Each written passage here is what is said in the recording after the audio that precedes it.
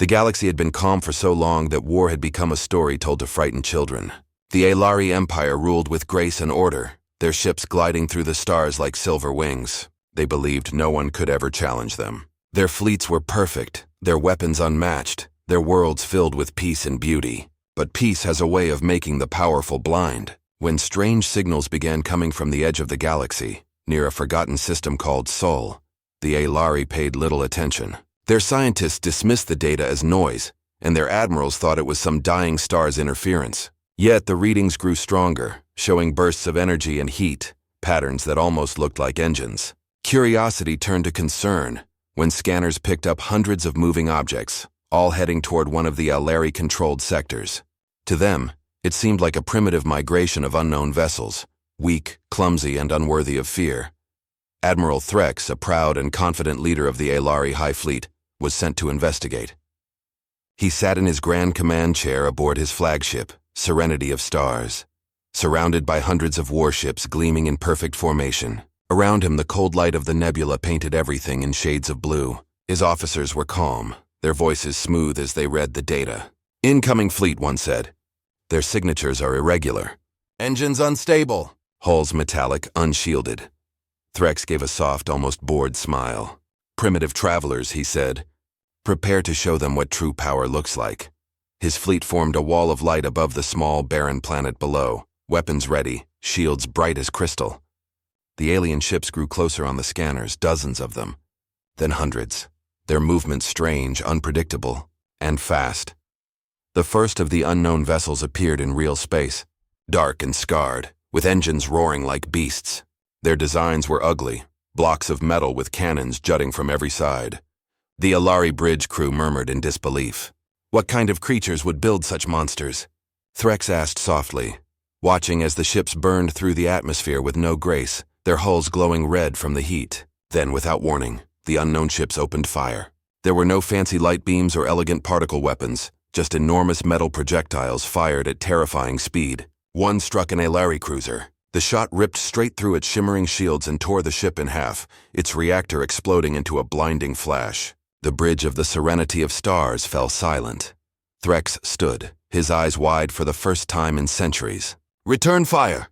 he shouted, and the space around them erupted with plasma bursts and flaring torpedoes. But the newcomers didn't fight like any known race. They didn't retreat, didn't break formation, they charged. Their ships moved like wolves in a storm, darting between blasts, firing relentlessly. Another Alari ship was destroyed, then another. In minutes, chaos had consumed the perfect order of the Empire's fleet. Then, a transmission came through the static, rough, deep, and full of defiance. The voice was human. "This is Commander Mason of the United Terran Fleet," it said. "You have entered our border. You will stand down now, or we will make you." The words echoed through every ship, through every Alari officer's heart. The name meant nothing to them, Terran, human, Deathworlders, but the tone carried a promise. On that day, the Empire learned fear again.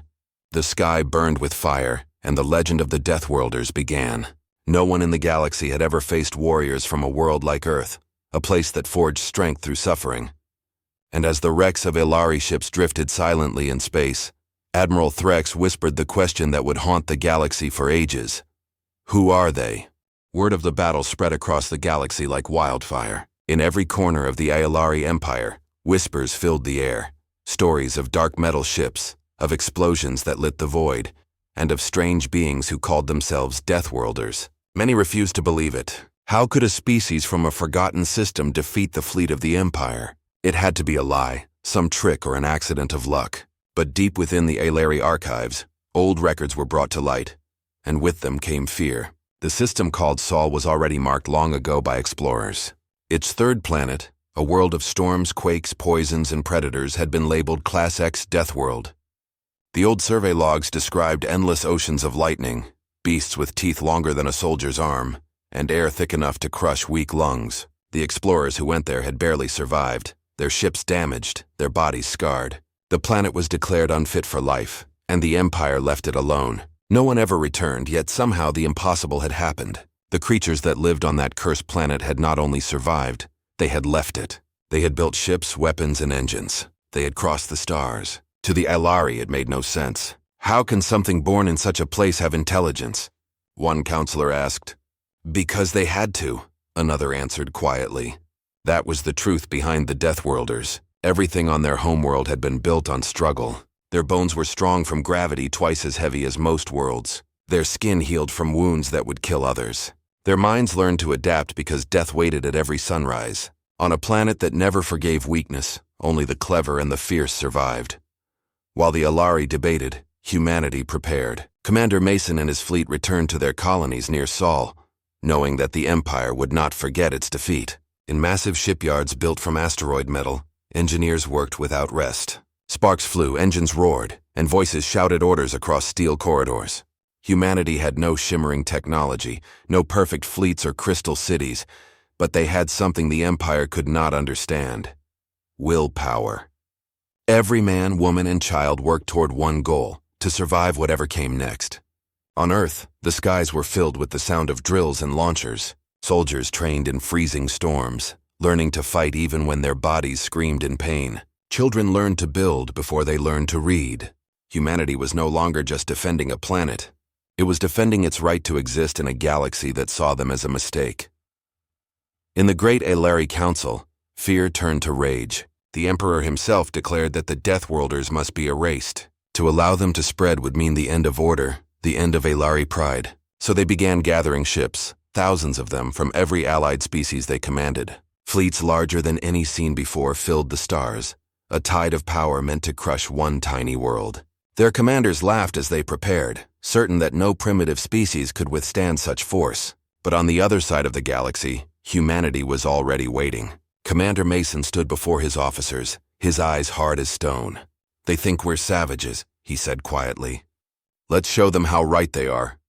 When the call came that the Empire was advancing, there was no panic. There was only focus. Every pilot checked their guns twice. Every engineer kissed their ship's hull for luck. And in the dark silence before battle, Mason looked out toward the stars and whispered to himself, "They'll never understand. You can't break what's born unbreakable." The secret of the Deathworlders was simple but terrifying. Humans did not fear pain, loss, or death. They had lived beside those things for all of history. And as the galaxy prepared for war, one truth became clear. The Deathworlders were coming, and they would not stop until the stars themselves bowed to their will. The first great clash between the Alari Empire and humanity happened at a place known as Orion Gate, a massive ring of ancient alien metal that allowed ships to jump across sectors in seconds. Whoever controlled it could control half the galaxy's trade routes and warpaths. The Alari fleet arrived first, filling the void with hundreds of shining ships, each one the size of a city. Their admiral, Threx, stood once again on the bridge of his rebuilt command ship, calm and certain of victory. Around him floated his armada, sleek cruisers, glowing carriers, and long destroyers that moved like blades through the dark. Their formation was perfect, their weapons armed, and their spirits high. After all, this was only 40 Terran ships against 400 of theirs. They thought the outcome was already written. But space does not care for pride, and neither did the Deathworlders. The Terran fleet arrived without warning. Their ships came through the void like shadows, their metal hulls rough and dark, with old scars from battles past. The flagship USS Atlas led the formation, her engines roaring like thunder. Commander Mason stood at the front, his face lit by red alarms and flickering lights. "We're outnumbered 10 to 1, his second officer said quietly. Mason only gave a small grin. "Good, that means less targets to miss." His crew laughed nervously, but the tension melted into determination. Every soldier aboard knew they might not survive, but none of them cared. Humanity had come to prove that no empire could decide who lived or died. The moment both fleets met, the stars exploded with fire. The Alari opened with wide plasma beams that painted the darkness in blue and white light. The humans answered with kinetic rounds and missiles, a storm of metal slugs moving faster than thought. The Alari shields glowed bright at first, easily deflecting the first wave, but then the next and the next came. Hundreds of slugs, thousands of impacts. The shields began to crack under the constant pounding. One Alari cruiser went up in flames, then another. On the Atlas, Mason watched the sensor feed and called out, "Target their carriers. Cut their wings and their claws will follow." Terran ships shifted formation like a living swarm, concentrating all their fire on the Alari support vessels. The first carrier was torn apart from the inside when a railgun shell punched through its hangar and detonated fuel tanks. The second broke apart after a Terran frigate rammed it head-on, the impact turning both ships into spinning wrecks. But humanity paid dearly for every victory. The Atlas took several direct hits, its shields flickering and its armor melting under plasma heat. Decks were torn open to the void, alarms screamed, and bodies floated through the smoke-filled corridors. Mason refused to abandon his post. "Keep firing!" he roared, gripping the railing as explosions shook the ship. Even when half his crew was gone, the Atlas's guns still burned red-hot. Around them, human ships fought with reckless fury, charging when outnumbered, ramming when outgunned. The Ilari couldn't understand it. They were fighting machines that didn't know fear. Hours passed and the battle turned into chaos. The neat formations of the Empire fell apart, replaced by desperate defense. The humans, though fewer, pressed harder, every blow driven by the thought of home, their families, their world, their pride. When the smoke cleared, the Orion Gate was surrounded by burning ships. Half the Ilari fleet had been wiped out. The rest limped away, broken and humiliated. The Atlas drifted among the debris, half dead but still standing. Commander Mason stood on the ruined bridge, his uniform torn, blood on his face, and whispered, "We hold." His words were carried through every surviving ship, and the message spread across the stars. The galaxy now knew their name. The Deathworlders had fought the mightiest empire and won. It was not just a battle. It was the moment the universe realized that humanity had arrived, and nothing would ever be the same again. The victory at Orion Gate came with a terrible cost. The space around the Great Ring was filled with drifting wreckage, broken ships, and the bodies of those who had fought bravely. The USS Atlas, the pride of the Terran fleet, floated in silence, her once mighty frame torn apart and burning from within. Commander Mason was pulled from the wreck by a rescue craft, his body broken, his uniform scorched, and his heart heavy with the faces of those he could not save. He sat in the medical bay, staring at the blackness of space through the window, and whispered, "We won.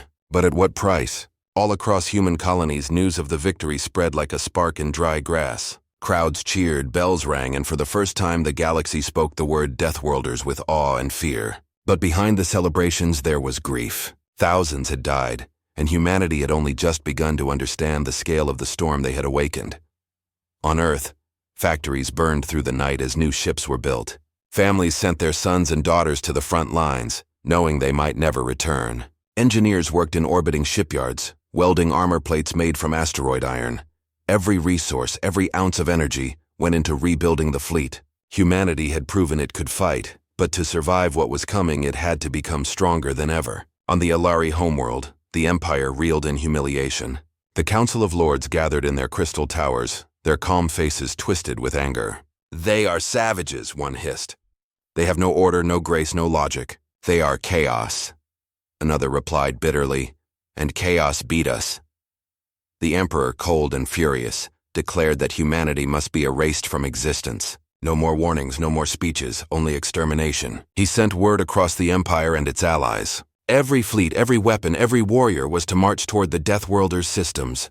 Months passed as the Ilari prepared their vengeance. Their fleets gathered in dark clouds across the galaxy, their ships gleaming like knives.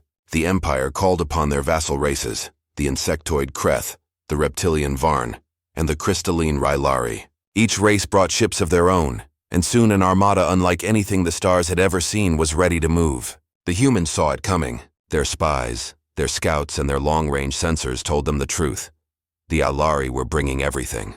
Commander Mason, now recovered and promoted to admiral, stood before his officers in the war room. His voice was calm but sharp as steel. "They're coming with everything they have," he said. "So we'll show them everything we are." The word spread across every ship, every soldier, every colony. Humanity didn't retreat. They didn't beg for peace. They dug in, ready to meet the storm head-on. The next great battle began near Vega, a system of burning suns and broken moons. Human ships lined up across the void, smaller, fewer, but built for endurance. The Ilari fleet arrived in perfect formation, stretching so far that it looked like a silver wall of death. When the first enemy shot came, the sky lit up with blue fire. Human ships answered with railgun slugs and nuclear bursts, the vacuum glowing like lightning storms. But this time, humanity had new weapons. They had learned from the last war, learned that brute strength was not enough. They needed ingenuity.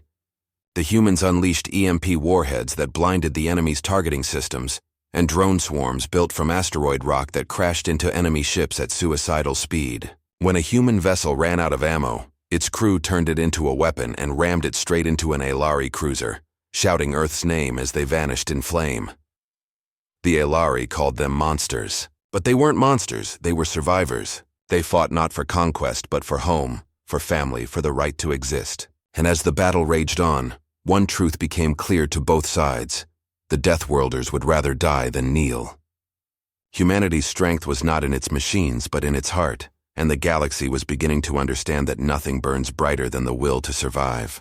The battle at Vega raged for 5 endless days, turning the once bright system into a graveyard of ships and fire.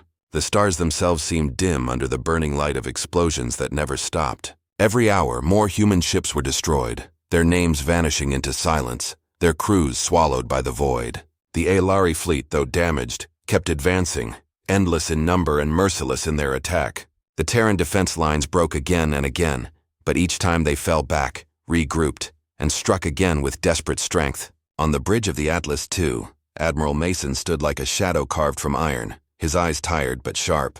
The last remaining ships of the United Terran fleet surrounded him. 10 vessels, each barely holding together, their engines sparking, their guns overheating. But still they fought. "We hold the line," Mason said quietly. His officers nodded, their faces pale but proud. None of them spoke of surrender. They knew the truth. This would be their last stand. The Aelari fleet moved in for the final strike, their formation perfect, their commander certain that victory was near. "End it," he ordered, his voice cold and confident. Thousands of plasma cannons fired at once, flooding space with deadly light. Human ships burned, their shields collapsing, their armor glowing red from the heat. Mason watched as 2 of his destroyers exploded in flames, breaking apart into clouds of molten debris. But even as the fire consumed them, they fired one last volley of railgun slugs that tore through an Aelari cruiser, dragging it down into the same death. The humans fought like spirits of vengeance, broken, bloody, and unyielding. On the Atlas II, alarms screamed and fires spread through the decks. Mason gripped the command rail, refusing to move. "Status report," he barked. "Engines at 30%. Weapons critical. Life support failing," came the reply. He nodded once. "Good enough. Aim for their command ship." The crew stared at him, understanding what he meant. It was suicide, but no one argued. They set their course straight toward the Aelari flagship, the massive Serenity of Stars, which towered above the battlefield like a gleaming god of war. Admiral Threx, sitting within it, watched the small Terran ship coming closer. "Foolish human," he said softly. "You cannot win." But Mason didn't care about winning anymore. He cared about ending it. "All power to the engines," he ordered. No turning back. The Atlas II roared forward, engines flaring brighter than ever before. Enemy fire struck its hull, tearing chunks of metal away, but it didn't stop. Inside, crew members braced themselves, faces calm, eyes steady. They had accepted their fate. Mason looked around the bridge one last time, his voice low but full of pride. "You've done enough," he said. "For Earth, for everyone." He pressed the manual override on the reactor controls. The ship's system screamed in protest as its heart began to overload. The Atlas II slammed into the Aelari flagship with a thunderous impact that shattered shields and tore through its armor. The explosion that followed was like the birth of a new star. Light filled the entire Vega system, blinding sensors and leaving every ship stunned in silence. When the glare faded, both flagships were gone, reduced to drifting fragments glowing red in the darkness. For a moment, the battlefield was still. Then slowly, the Aelari ships began to scatter, their commanders lost, their coordination broken. The great Empire's fleet retreated, limping away into the dark. Humanity had won, but at the cost of everything. The surviving Terran ships, battered and broken, drifted through the ruins, sending out rescue signals. They found no sign of the Atlas II or Admiral Mason, only pieces of wreckage floating silently among the stars. The crew who lived wept, not from sorrow but from pride. They knew what he had done. His sacrifice had saved them all. In the days that followed, word spread across every world. Mason's last charge had destroyed the Aelari command and ended the war. The Deathworlders had stood against an empire and turned the tide with fire and courage. The galaxy would remember that explosion at Vega forever, not as an end, but as the moment humanity proved that even in death, they could not be broken. Years passed after the Battle of Vega, but the memory of that final explosion never faded. Across the galaxy, People spoke of the light that had burned brighter than a sun, and the silence that followed it. The Elari Empire, once proud and eternal, was shattered. Its fleets were broken, its leaders dead or scattered, and its colonies fell into chaos. Without the strength of their armadas, the allied races that had fought under the Empire's command turned away, unwilling to continue a war that had already been lost. The Elari called it the Great Collapse, but the rest of the galaxy knew it by another name, the rise of the Deathworlders. Humanity had survived what no one else could, and through fire and sacrifice, they had proven themselves a power that could never again be ignored. In the years that followed, the United Terran Federation grew from ashes into something new. Human engineers rebuilt the fleet with stronger ships, forged from the wreckage of the old war. Their vessels were not beautiful like the silver ships of the Elari, but they were fierce, dark, durable, and alive with the spirit of survival. Every ship carried the mark of a hammer and a flame, a symbol of the world that had forged them. On Earth, cities that had once been dim with fear now glowed with hope. Monuments were raised in honor of those who had fallen, men and women who had given everything to defend their home. Children grew up learning the names of the heroes of Vega, whispering them like sacred prayers. Among them all, one name shone brightest, Admiral Mason, the man who had given his life to end the war. No body was ever found, but the stories said that Mason's spirit still roamed the stars, watching over humanity from the ruins of the Atlas II. Pilots would sometimes report strange readings near Vega, faint radio signals repeating the words, "We hold the line," the last command Mason ever gave. Whether it was truth or legend, it didn't matter. For humanity, it became a symbol. It reminded them that courage could outshine fear, and that strength was born not from power but from endurance.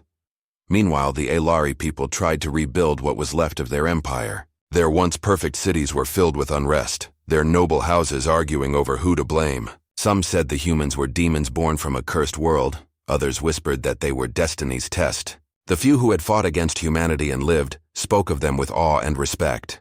"They are not conquerors," said one captured admiral. "They are survivors. You cannot conquer what refuses to die." The word spread across the stars, reaching the ears of species who had once feared the Empire. They looked to Earth with both fear and admiration, realizing that the Deathworlders were not monsters. They were proof of what life could become when pushed to its limits.